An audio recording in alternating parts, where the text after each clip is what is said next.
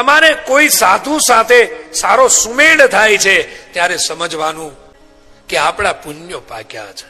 તમને કોઈ સાધુ હૃદયથી સ્વીકારે છે ત્યારે સમજવાનું કે આપણી પેઢીના પુણ્યો.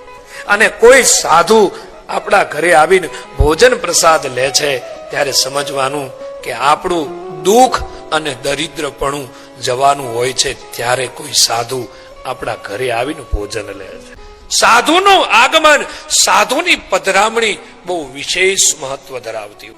કદાચ કલિયુગમાં માણસને એની કદર નહીં હોય, પણ સાધુ આપણા ઘરે આવે છે અને જાય છે ત્યારે ઘણું બધું મૂકીને જાય છે.